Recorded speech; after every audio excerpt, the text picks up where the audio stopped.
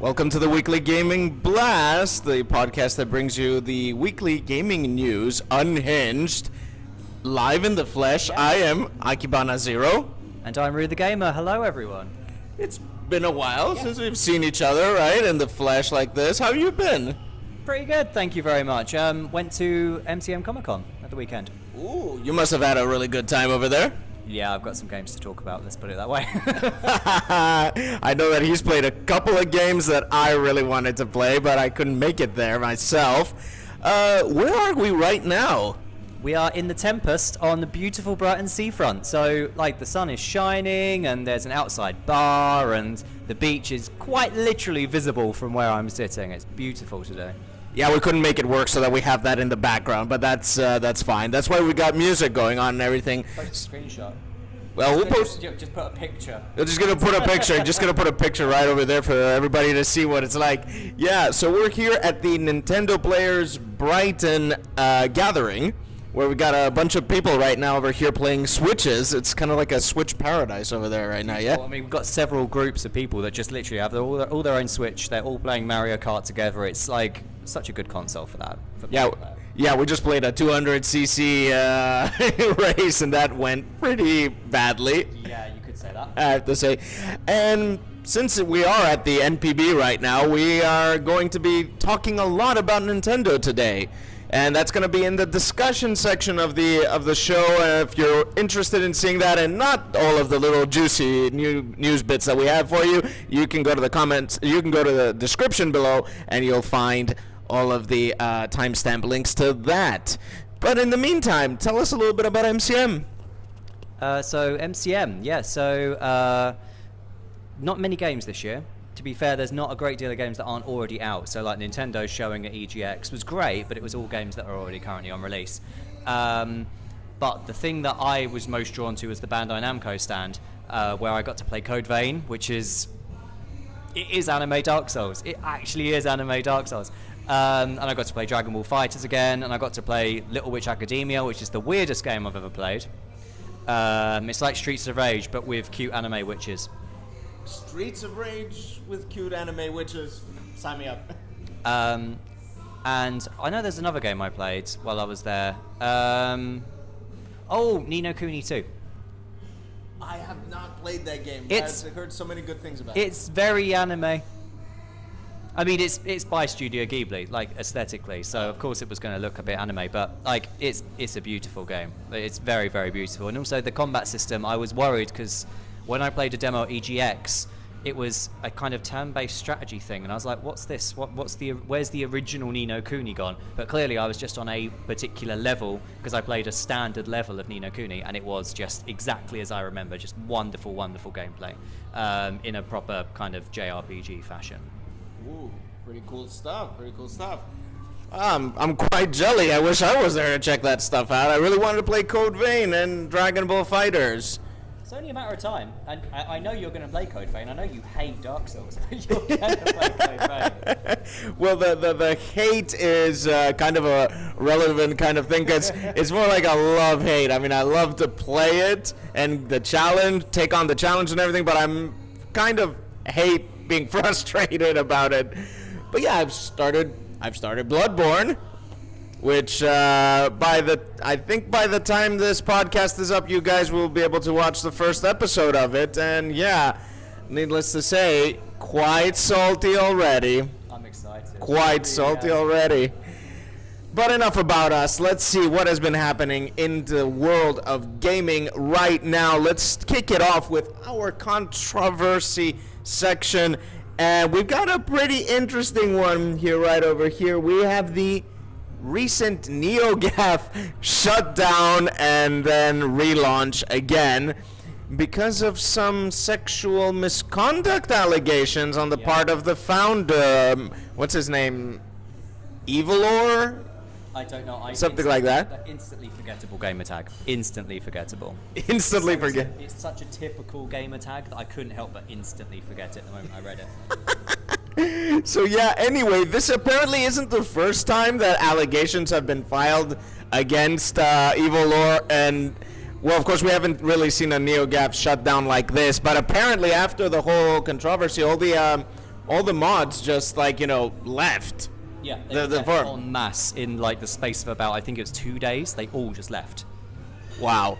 That's pretty crazy. And NeoGAF is like this really huge forum right now where apparently it's a more grassroots, classic gaming forum kind of situation. So it's shutting down is for even just a little bit. That's just like a really big deal. Well, not necessarily. I mean, the guys that a lot of the mods from NeoGAF have now formed a new forum called Resetra. Resetra. I think it's called Resetra. I think it's a kind of like reset and etc. combined together, so I think it's Resetra. But yeah, they've come back. They've made their own forum. So NeoGAF is not lost, but NeoGAF itself is gone. They can't recover from this. Well, that is true. Even though the site is still up, I mean, if you go and check it right now, it's still up. But that begs the question: are people just gonna still want to go there to do their thing? Well, I'm sure there's going to be some people that haven't heard this.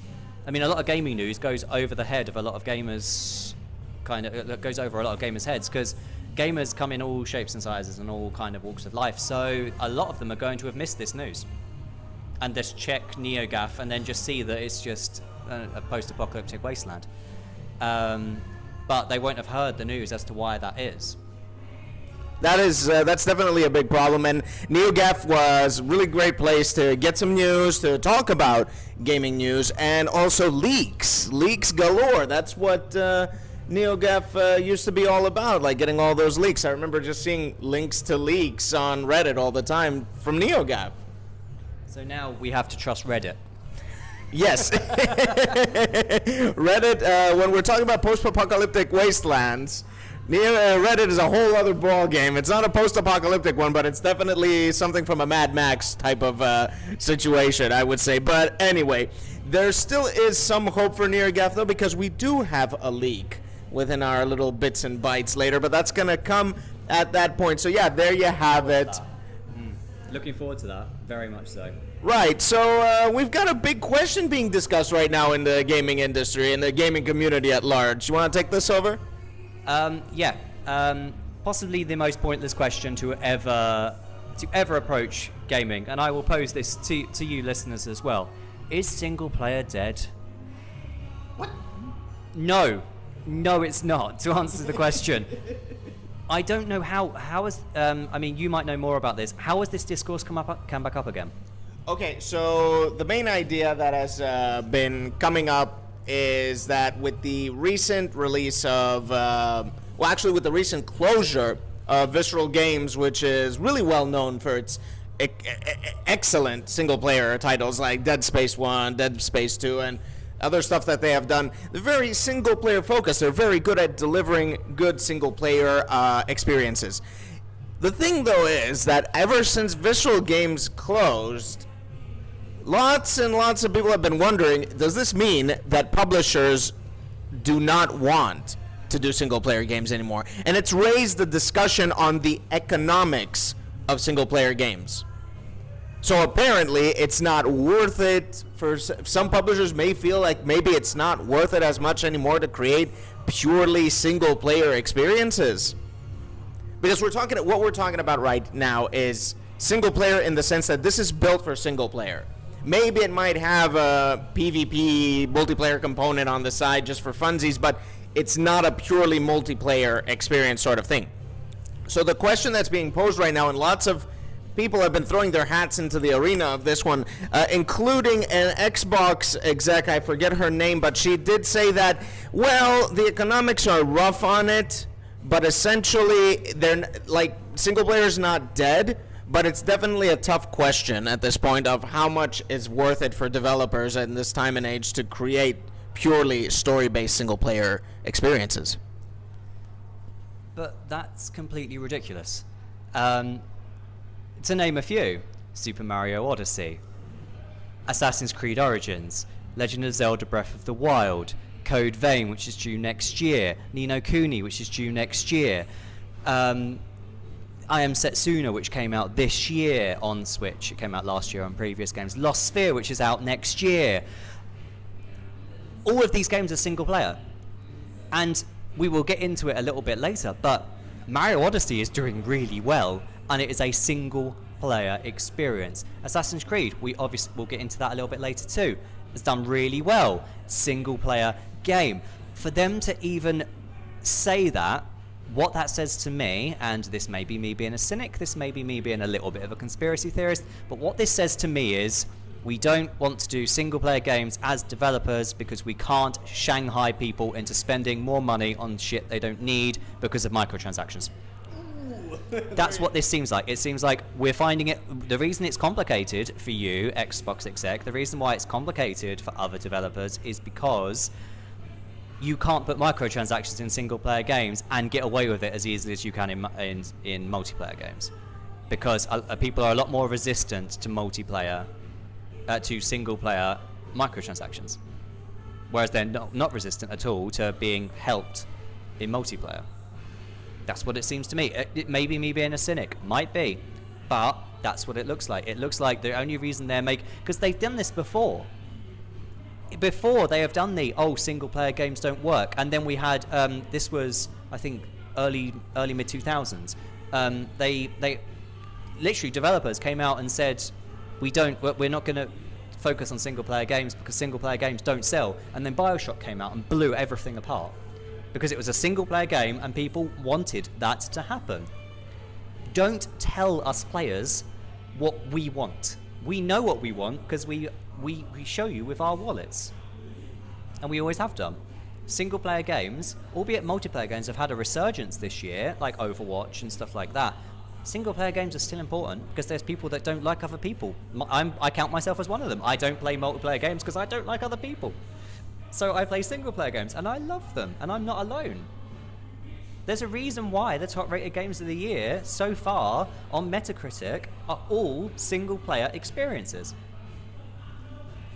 And that is the curious thing about it, is that all of these games that are single player experiences are so highly ranked, and yet we're getting this question being thrown around. I guess there is a saving grace to all of this, and it starts with it's with Rockstar Games, who have basically said we will continue to make single player experiences as we always have. We will be fueling them with DLC and that kind of stuff that we've always been doing. So yeah, that's great. And I would also hazard a guess that Nintendo is just going to persist on proving these kinds of theories quite wrong, because so far, when it comes to single player at the very least, Nintendo knows its stuff, and they've been doing pretty well so far. And if Mario Odyssey is to go anything by, it's definitely, for sure, single player is not that dead.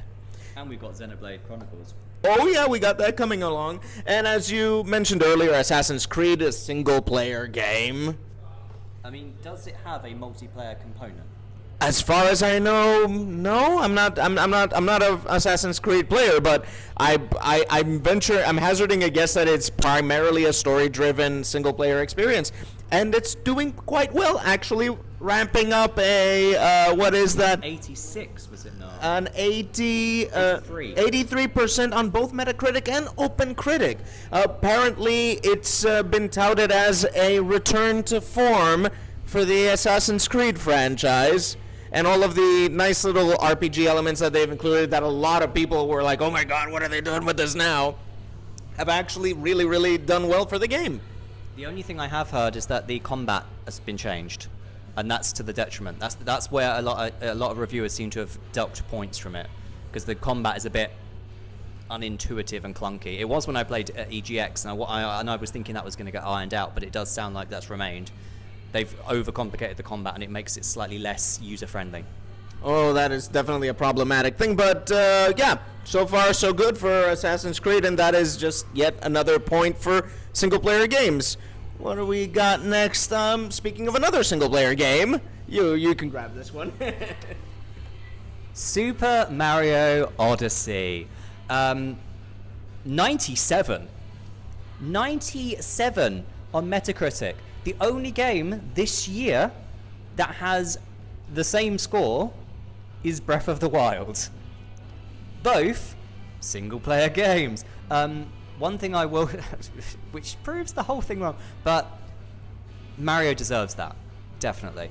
I mean, when I started to see the initial kind of like the first kind of priority reviews, so like Edge is 10 out of 10, Famitsu's 39 out of 40, I was like, this is going to be special. It's got to be. There's no way it won't be. And it was. I mean, I don't know how many of you out there are playing it, but there's so much in that game. It's very hard not to fall in love with that game, with the sheer amount there is to see and do. Like, you can just be wandering around the world for a few hours, and all you'll find is power moons everywhere, and that's just fundamentally an enjoyable thing, to be able to explore and feel like you have got a reward back that is rewarding your curiosity. And Mario has that in spades. I personally didn't find that with Breath of the Wild. A lot of people did, but I didn't think that a Korok seed or a weapon that's going to break in the next 30 seconds was a worthwhile reward for me being curious and looking around the world. Whereas Mario, there's always something. There's always a power moon, or just some coins that are in a completely absurd place you wouldn't think to look. There's always something to find, and it always feels worthwhile. It deserves 97. Definitely deserves it. And once all the reviews are in, we'll see how it finally fares, but I don't think it's going to shift too far. I wouldn't expect it to shift too far myself either. I mean, I've been seeing these 9 out of 10s, a lot of 10s out of 10s, which I'm always super skeptical about. I hate 10 out of 10 because there's no such thing as a perfect game, but if there's one franchise, one game that I would feel that would absolutely be able to do it, definitely Mario.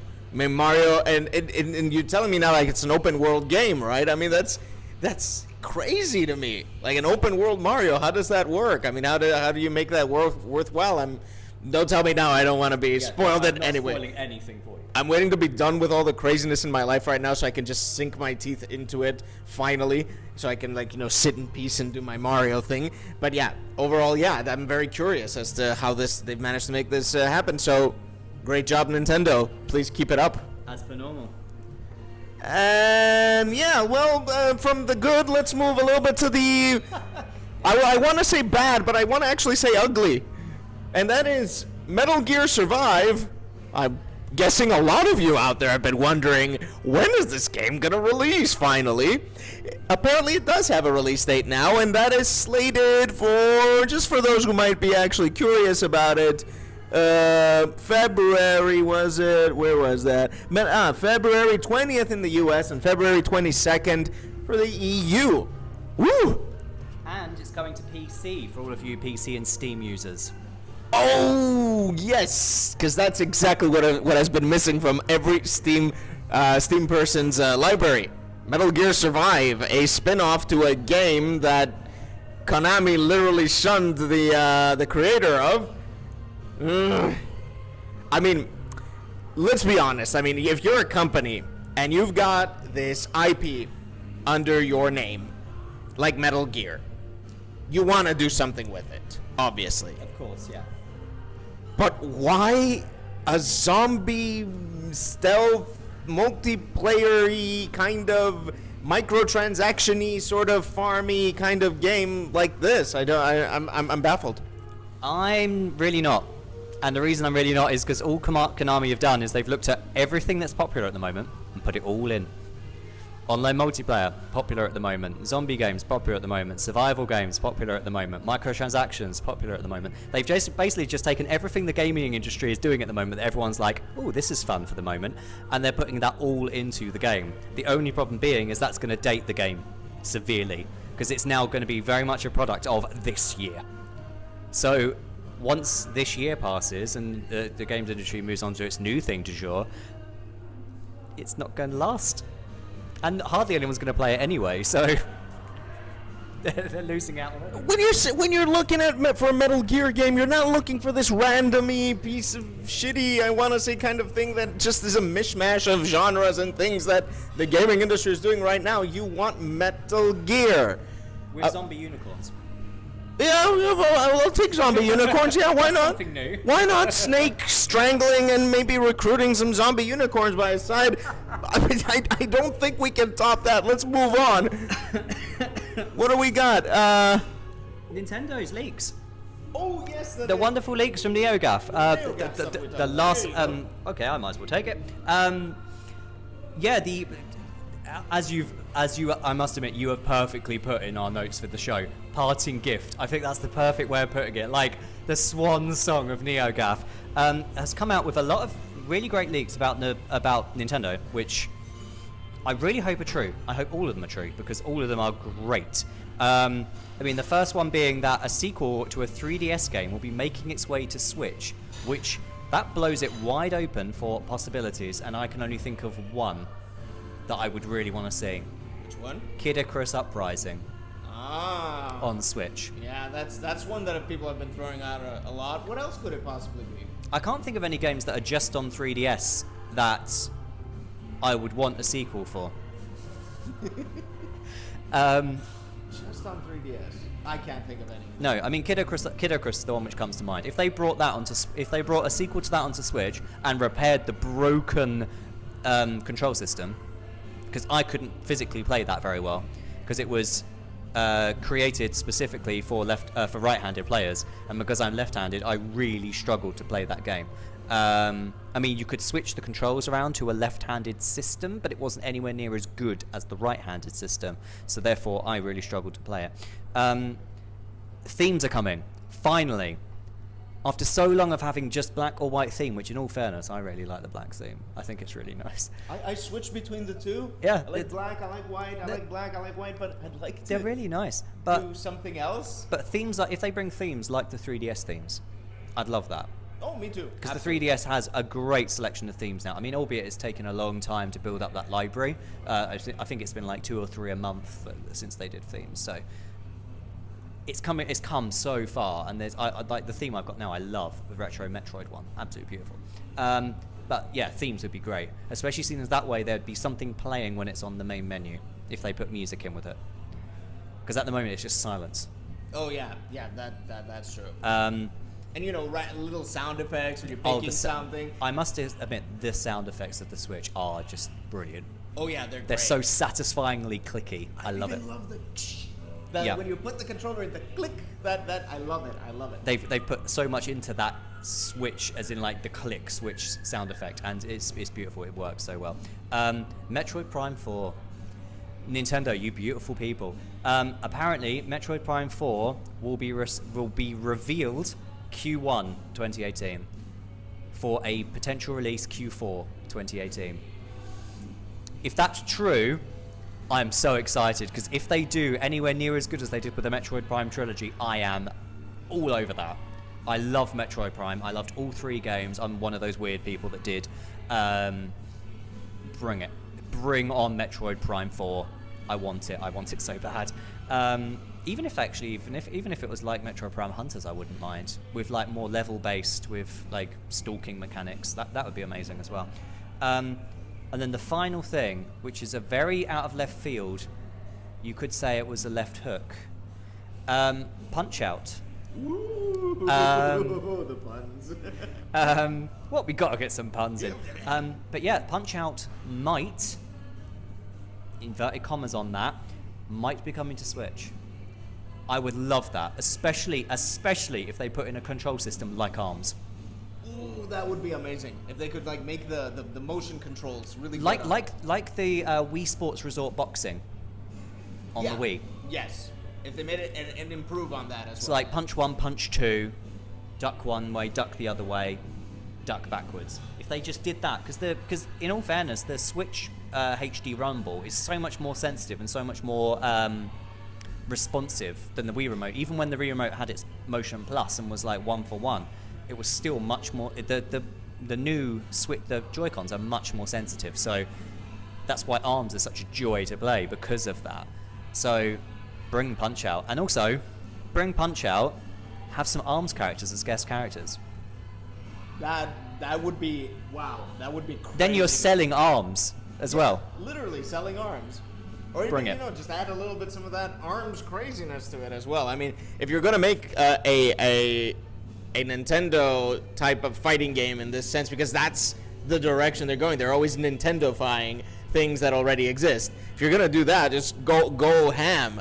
Come up with like some crazy weapons and ways that we can upgrade our boxers and stuff. And I mean, shit, I was just thinking, how cool would it be is that your rumble, if you successfully block, the rumble kind of makes you feel the blow.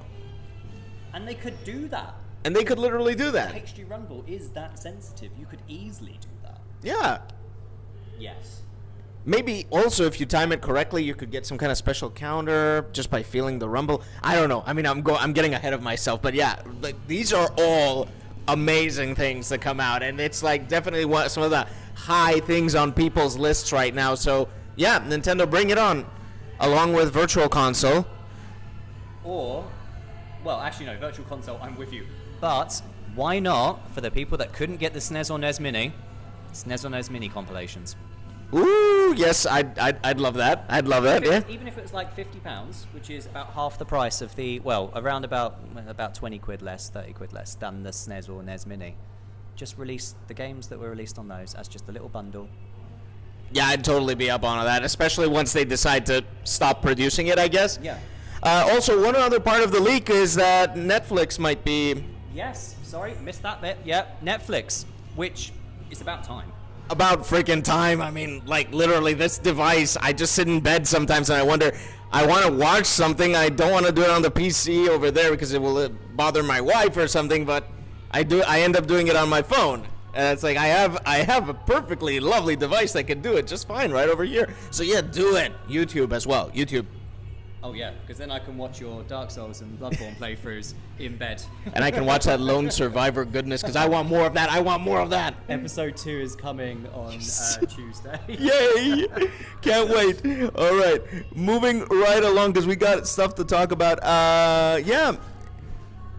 Injustice 2 has been confirmed on PC, and the open beta is going to start. Like, it started apparently on the 25th of this month. So yeah, you guys who are on Steam, you get to play Injustice 2 now. Yay!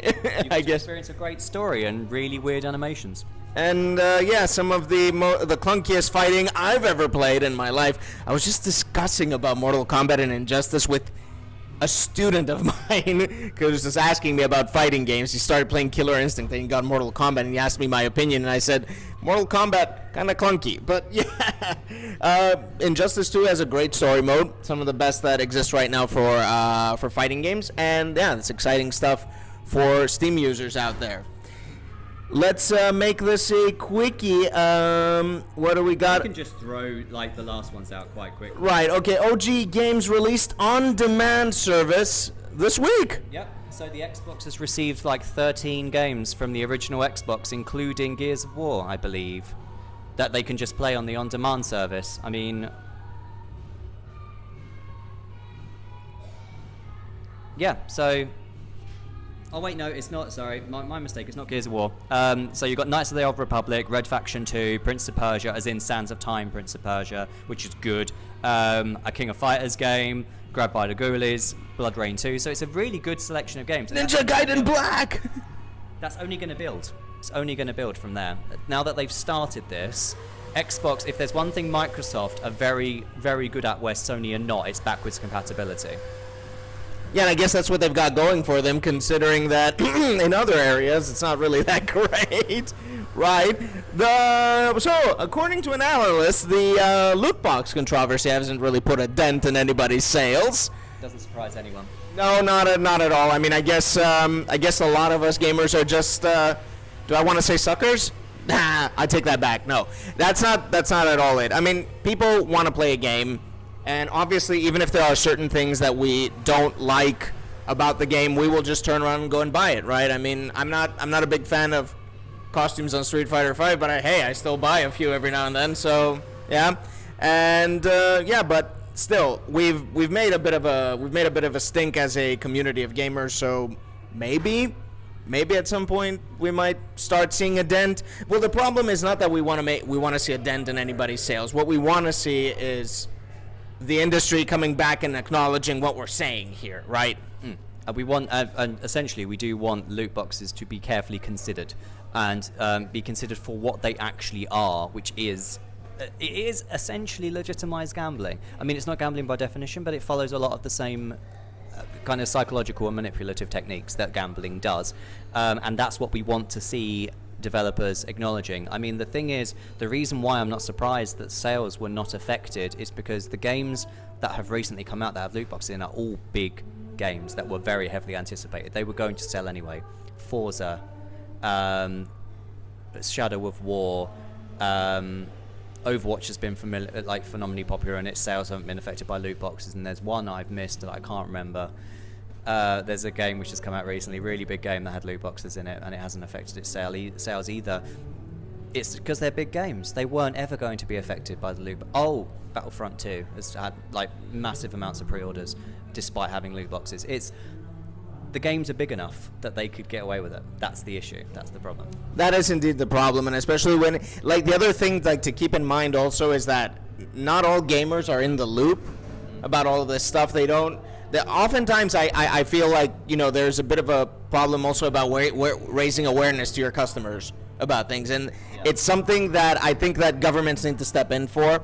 Like, if they really feel that this is a bad thing, they have to step in for. And I'm mostly concerned about younger audiences. I mean, adults, we're old enough to make our own informed decisions, right? But kids, they don't, and they're very impressionable, and they're very they're easily addicted, and they're easily sucked into addictive behaviors. So that they need to be protected. And apparently, the UK government is gonna try and look into what they can do about that, right? Yes, they are. I actually received an email because I signed the petition because I'm like that, and they have actually acknowledged it. Albeit quite a lot of the email, I won't deny, quite a lot of the response was political fluff, i.e. not really committing either way or saying anything particularly erroneous either side of the argument. However, they did acknowledge the fact that it does target children, and they want to protect the children in a very clutch the pearls sort of way, which is great. It's good that they want to protect the children from this, because that's the whole idea.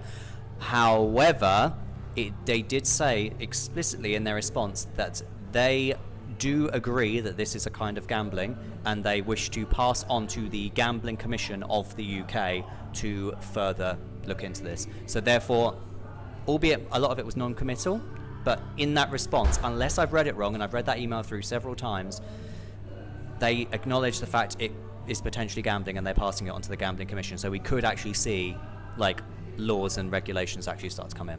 That's a really positive step forward. I mean, if one government is going to acknowledge at this moment that that loot boxes are gambling, then I'm pretty sure that we're not going to be far off from other governments slowly trying to acknowledge this. Of course, on the other hand, I do remember a time when the UK government wanted to put pictures on game cases of what the effects of gaming addiction, in a similar vein to how they do it for smoking.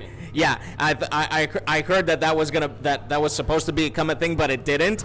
Hopefully, we don't get some extreme measures in that sense, like, you know, having some big, you know, I don't know, Nicolas Cage in Leaving Las Vegas sort of situation, because loot boxes kill or whatever like that. What, with a picture of a skeleton? or you're like completely homeless or something like that. I don't know. God, yeah. Just like, oh my God, if they did just have a picture of a homeless person and just said, like, loot boxes ruin lives on the outside of the box. This could happen to you if you're playing Battlefront 2. Think about it. Or they could just like have like one of those extreme PSA videos that they do here. Oh, please. It's going to be nutty as hell. And just a final thing to mention before we jump into our Nintendo discussion is Destiny 2 has released on PC officially, and it's been a little bit messy. It's been a little bit messy because, first of all, 400 people got banned from the game because apparently the game detected certain software they were running in the background. Could have been Discord, could have been anything that they run on the background with any other game, but Bungie isn't really that proficient with these things, and decided, and like their system just blanket banned all of those people. It was absolutely ridiculous. Oh, Bungie, you should have prepared for this. Of course, people are going to have things running in the background, especially with a game like Destiny, where Discord is a very good object to have. And this baffles me too. They're on Battle.net with Blizzard, the king of online games right now. Why are they making mistakes like this? Because, and I've said this before, inadequate playtesting. I've said it before.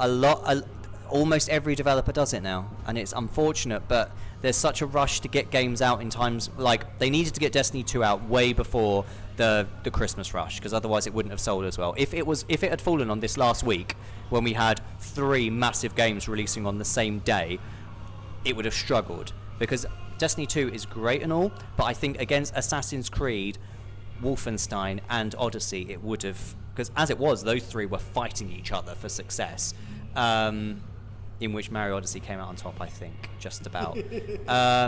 But if it had come out November, it would have, like October, November, it would have struggled. So it's good they brought it out earlier, but it means that it sounds like this PC one needed to be a little bit more optimized for PC before release. Yeah, but despite all of these issues, apparently the PC release was smooth, just like the console one. There weren't many server issues. There weren't many issues that, like detrimented people from playing the game. People were, for the most part, aside from some hardware optimization issues, were able to play the game right off the bat. And that is a very positive thing indeed. But yeah, guys, apparently a lot of these people, they've been reinstated into the game, so everything's fine. But yeah, let's hope that they make good on, like, they start to work on that a little bit, because they've got a lot of things in their hands full. Fix that end game, please. Right. So I've heard that so many times. Me and so many other people. Right. So let's move on to our big discussion. We've decided with these, since we're here at the NPB, we've decided that we wanted to do a little bit of a, let's say, a retrospect of the whole Switch release thing. Maybe discuss a little bit how we feel about the Switch right now. So I'm just going to pass it over to you, since you're the big expert on this. I think the best thing to acknowledge first about the Switch is 200 games. Mario Odyssey marks 200 games on the Switch since March. Is it 200? Wow. Because the thing is, it was 150 about a month ago, but then we had those 3 weeks in which there was just like 10 games every single week. Like, and these aren't low quality games either. Like, there's been game after game after game after game on the Switch, and they've all been either great or they've definitely had their niche. I mean, I would say that there's a game I'm playing at the moment that my review is posting this week, as a heads up, called Earth Atlantis, which had its issues, severe issues, as in like issues that made me stop enjoying the game, but those issues have been fixed. And therefore, at this point, I can recommend that game. I wouldn't have been able to recommend it earlier because it just had too many issues, but they've all been fixed. Every issue I had has been fixed. Like, incredible. Like, that's a dev knowing what they're doing. But Mario Odyssey 97, as I said, Breath of the Wild 97, Mario and Rabbids was in the 80s, ARMS was 70s, I believe, on Metacritic. Mario Kart 8 Deluxe was in the 90s, I believe, low mid 90s. Nintendo have had one hell of a time with the Switch, and it's not even been out a year yet. Like, that's what's crazy to me, is that you're saying 200 games, and like, what other console has launched and it's within its first year and having 200 games on it? That's crazy to me. It's the indies that have really saved this console, and that's because it's an amazing device for indies. Yep, I'd agree entirely. I mean, there's some fantastic indie games on it. I mean, Earth Atlantis, I could recommend that, and Slime San is another game. Like, if you ever want kind of like a Super Meat Boy game, but not Super Meat Boy, Slime San is exactly that game, and it's so well made and so like charmingly endearing. But the console has had so many games of such a high quality that it's almost impossible to have played them all. I was at a press event and I was talking to a press guy there, and he actually said that he's been struggling to review all the Switch games coming up because there's just been too many. He's had to outsource reviews to kind of freelance writers because there's been too many games for him to cover, which that's a great position to be in as a console owner. It's a great position to be in, to be able to go, right, okay, I've got a spare, like, I don't know, 10, 15 pounds in my wallet this week. I'll go onto the eShop and I'll have a look. And there's just tons of games, about 15 pounds or less, that you can just pick up, play. And the eShop's so well optimized and so smooth in terms of running, albeit it's a little bit clunky in terms of navigation, but it's so smooth in its menus, and you can have something downloaded in about you can have something starting downloading in about 5 minutes, and then you've got a new game there.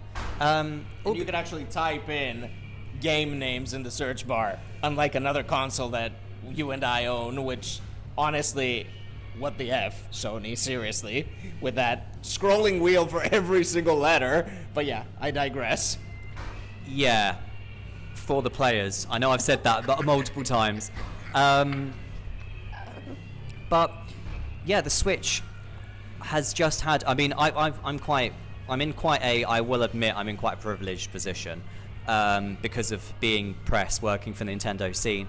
I've had a lot of these games in advance, and I've been able to play a lot of games before anyone else, and for longer than anyone else, and it's been difficult even for me as a writer to keep up with what's been going on, and that I love being in that position. I love knowing that there is just so much happening on a console that I love and actually really want to see do well, and it has done well. All you need to do is look at the worldwide sales figures of the console. It has done very, very well. If I'm not mistaken, it's already beaten Xbox One in Japan. Not overly surprised, but because Xbox doesn't do well in Japan, and never has. But the Switch has just been an absolutely phenomenal console, and because it's so easy to multiplayer and so easy to take games with you, it's fulfilling so many different things as a single console that it really does deserve all the success it's had. I mean, one thing I would absolutely love to do is I would love to look back at like a year on release. Like once we reach March 2018, look back and just go, right, this last year, let's have a look. Because we've still got months left for its year to finish.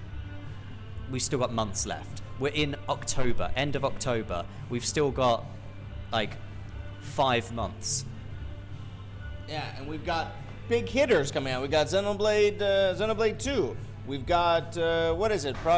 Is Project Octopath within those 5 months? Yeah, Project Octopath. We've got, we're looking at a Metroid Prime 4 announcement. We're looking at announcements for Pokemon and Kirby. Yep, Kirby's coming. Kirby. We're looking at just so many things right now for the Switch, and I think that it's this is what's amazed me about this is that this feels like Nintendo going back to old Nintendo, in the sense that, hey, we know what it is that people come to us for, and that is for Nintendo. Not for the crazy gimmicks, not for anything like that. Because, okay, let's be honest. Some people could say that the motion controls on the Switch right now, the fact that it's also a portable console, in some respects could be considered gimmicks. They're good gimmicks, practical gimmicks. And let's not forget that in every game where motion controls are a thing using the Joy-Cons, they can be switched off. Even ARMS, where it's very, very optimized for the motion, you can do button controls. Yeah, you absolutely can. You can play almost literally any game right now, even if it's motion or not. I think the only exception would be 1-2 Switch. Yeah. You wouldn't play that on the go. No. You'd play it maybe in a pub with the console on a desk, but there's no way you'd play that sort of on a train or like on a commute. That's not the sort of game for that. That's a party game. Yeah, absolutely. And the other thing is that the thing about always what is the things that you remember the most about Nintendo is sitting down with your friends and playing games like Smash, playing Mario Kart, just sitting down with people and playing. Well, this console does that, and not only does it in your own living room, you do it right out here where we are. Right over here, we're just like setting up games. And that is what Nintendo's always been about. Great, clean games that don't need any violence or any other like silly things to make them, grab people. Like anybody of any age would want to play a Nintendo game. That is the amazing thing, the amazing power of Nintendo titles, is that they will attract all ages. And everybody's going to talk about them as hardcore games, regardless of age. So at the end of the day, Nintendo is really going back to being Nintendo here. And that is the most encouraging part of it all. And the fact that it's also a portable console makes it an amazing secondary device. Yeah. Because if you're not a person who likes to buy all the consoles, or you can't afford to buy all the consoles, but you still need to get your Nintendo fix, you can get it, and you can play it anywhere. And you can also get your indies in there and other games, because there are so many other games coming out from third parties. We're looking at Wolfenstein, we're looking at Doom, we're looking at Skyrim, we're looking at so many games, and Bethesda's really into it. LA Noire. And the thing is, all of those are next month. Skyrim, LA Noire, Doom, they're all next month. I don't have my wallet on me. Oh, there it is. Here, it's just screaming right over there. Because the thing is, I keep discounting November as no games coming out, but aren't all 3 of those games coming out within 2-week period? I'm pretty sure. Absolutely, yes. And the funny thing is that I think it's Doom that's coming out before Skyrim, when Skyrim was the first to be announced from the Bethesda games. I'm floored. I'm floored by all of this. I think there's a reason for that, because you could easily, if you really hammered at it, you could finish Doom in the week it took for Skyrim to come out. It's not a particularly long game, is it? No, it's not long. It's hard at points, but it's not long. You could easily pick up Doom on the Friday, finish it by the next Friday, and pick up Skyrim. Okay, then. I'm okay. That's exactly what I'm gonna do. No, I've got Mario Odyssey as well. Jesus. See, that's the other thing, is that Nintendo has created a problem for all of us, and that problem is we're gonna lose a lot of money over this. We're just gonna not gonna lose. We're gonna spend a lot of money on this console. It's just insane to me. It's to be fair, as I say, because I'm in quite privileged position of being press, I've still had an expensive year, and that is saying something. I mean, usually if there's a good year for consoles, I'll get quite a lot of games as press copies, but I will buy a hell of a lot more. This year it's been entirely the other way around, because there's just been so many games, but then I've still been spending money because there's just been too many. It's too many games, and I love it. 2017 has definitely been the year of games. When I have to write a top 5 games of the year, that is going to be the hardest article I write all year. That is definitely going to be hard for me to talk about as well, because I want to talk about my top 5 favorite games, and I have no idea. And there's just, we're looking at some jam-packed months, even in 2018. Yeah. It is first 2 months. Even. Jesus, it's just going to be out of...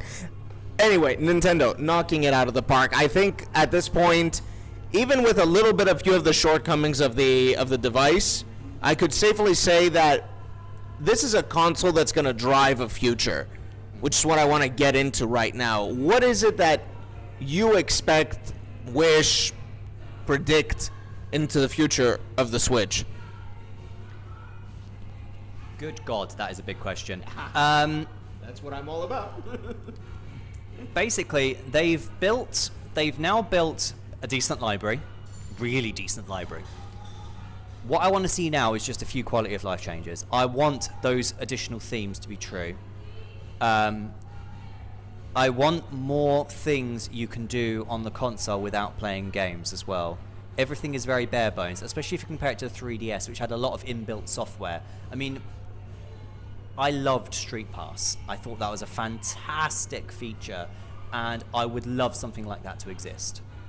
It'd be very hard to implement at this point, but I would love that to exist. Something that just means that you're getting out there and you're communicating with other Switches and you're finding new people to play with.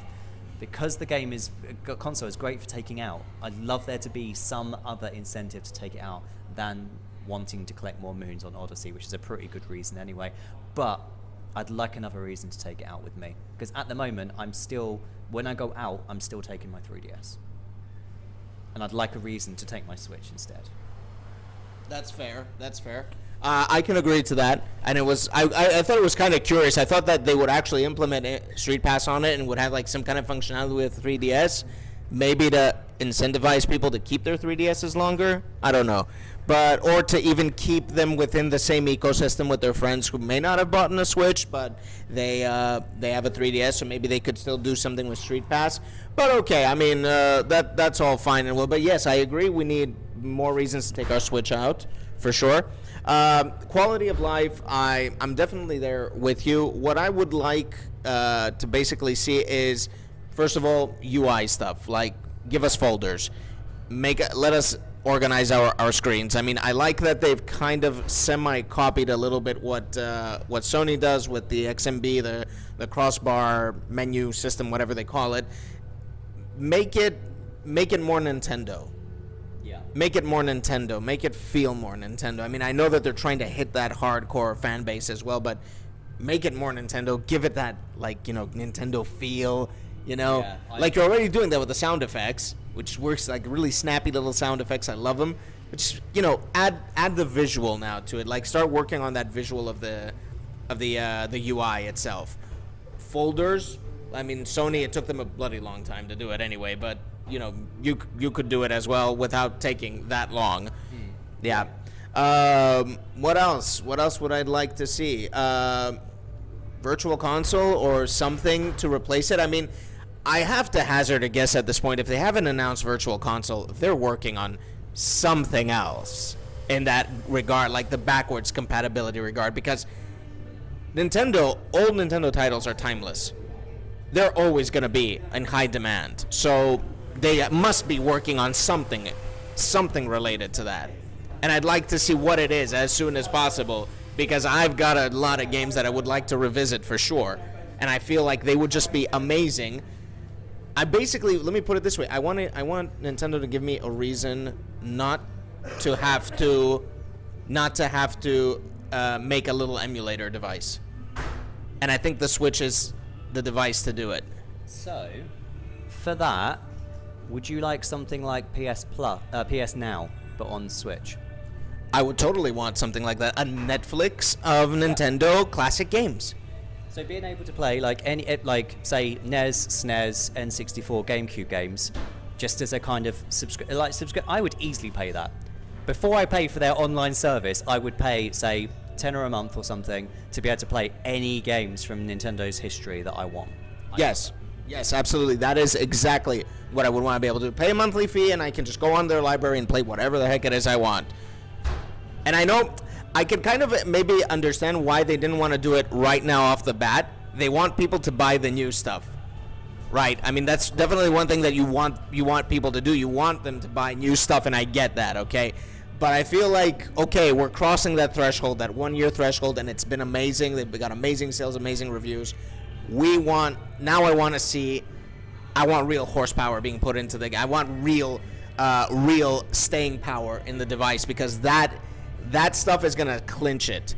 And then finally work on the damn network infrastructure. Oh, God, yes. Like, please don't make us beg for proper voice communication, all that. I mean, in theory, the mobile as your communication device, in theory, it sounds like it works. It sounds like an interesting idea because we all have our cell phones with us. But obviously in practice, it hasn't been that great.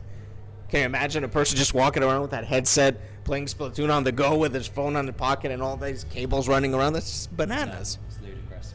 And they really should have thought about that better. Really should have done, because it needed it, because it's way too messy as it is. Just implement Discord. Let Discord make their damn app on your device, and it should be okay, right? But yeah.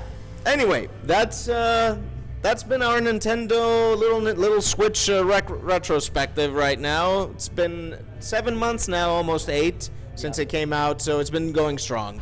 And that's really, really great. Hopefully we've got a lot more in the future for Nintendo Switch, because I'm excited.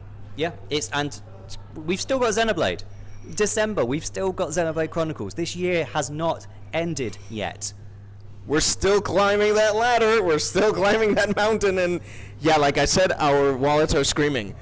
So yeah, and that's been your weekly gaming blast. If you want to hear more from both of us, we're on Twitter. I'm at AkibanaZero. We don't have our regular overlay this time because we're in the flesh, as I said. So you'll find me at AkibanaZero, and I'm at Rue the Gamer on Twitter. And of course, we can also find all of your stuff at ruethegamer.com, where everything is linked and everything is great. Well, for me, it's a more messy situation. I've got my YouTube. I've got my YouTube, Facebook, Twitter. You'll find that all in the description. Why do I keep saying comments? In the description below. And yeah, that's gonna do it for our weekly gaming blast. Hope you all had a great time, and we'll catch you later. See you soon.